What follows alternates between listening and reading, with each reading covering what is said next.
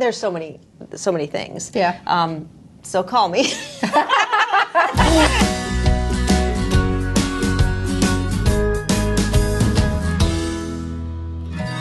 So since you never get a second chance to make a first impression, what are the things you should absolutely never do on a first date? Okay. Boy, do you have an hour?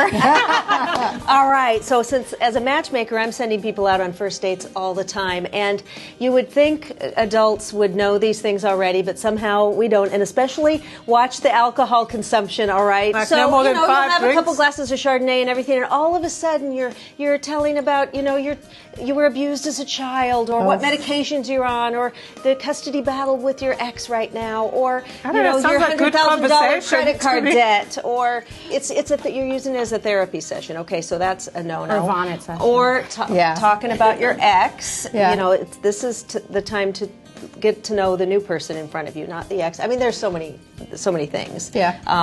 So call me, and I'll make sure you get that list.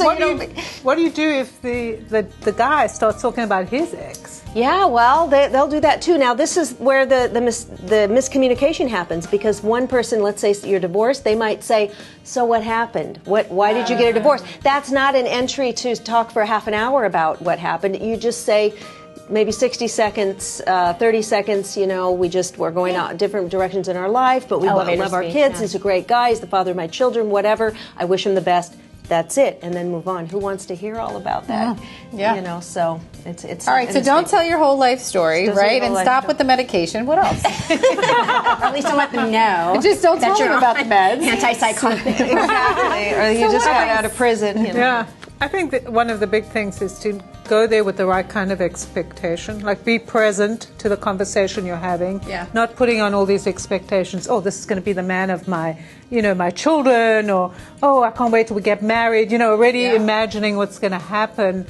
Already putting this guy in a box and thinking, oh, well, you've got your little 10-point list. What do I want? Yeah. And, ticking off, this, that. And making it like an interview. Some people say that. I felt like I was on an interview. Yeah. I felt like I was being interrogated. And you know what? When you're on an interview and you're sitting across from each other, your personality style changes. It goes to work mode. So when you learn personality styles, it's not the same one you'll be in a relationship So the woman's in her with. masculine again. The other thing is, I have done this before, and it blew up in my face.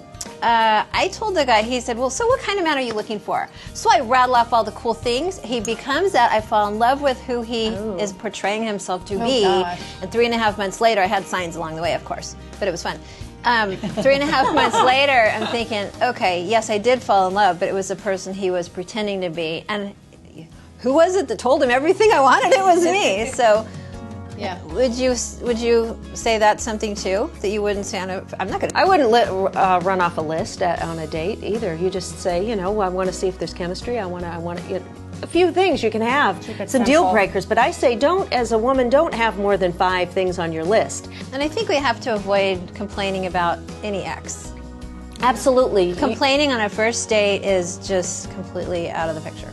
It's not sexy. Yeah. No, it's not. No, it's not sexy. And they at know all. you're going to be complaining about them to the next person. Yeah, they'll picture that. Oh, she's going to be complaining. There's a about difference that's gonna be me. between, because I just remember in my dating experience, men saying, so what was your last relationship? Why didn't it work out? I would think that that's different, saying, well, here's what happened versus, well, he was a real asshole. Right. Yeah. You say we weren't a good fit. We had a great relationship, and then at the end we kind of realized we were going in different directions. You don't have to say. Or if there was an infidelity, you can say that. There was an infidelity, and this is That's honest. couldn't work through that, to you. But you don't have to go into the details of. Yeah, it was a secretary and that bitch I saw at the Christmas party, and I wanted to rip her, hair out. That could be a fun day. Now, I think the important thing is also because for women, because we're conditioned to be good girls, right, and to show up for the date the way we expect it to be. Mm-hmm. It's like a lot of times there's a lot of pretense going on, right? And when you start off pretending to be someone, that's hard work, maintaining that pretense, right? It is hard work. And then what happens if you do actually marry? You've got to continue the pretense, or that's when the problem starts. I think you could solve a lot of this if instead of having a first date where you're interviewing each other, which is so unattractive. I like the way you said that, right? But to have something where you have fun together. I agree. I totally have agree. An experience. I say that to people all the time. Just go have fun and enjoy the meal. If anything, especially, if you're getting treated, why not? I mean, So this elusive first date sounds like there's a couple rules for ladies to follow. Don't tell your life story. Have an experience and have fun, and don't expect that this guy's going to be your soulmate just off the first date. Remember, it's all about having fun, and then you can decide if you want a second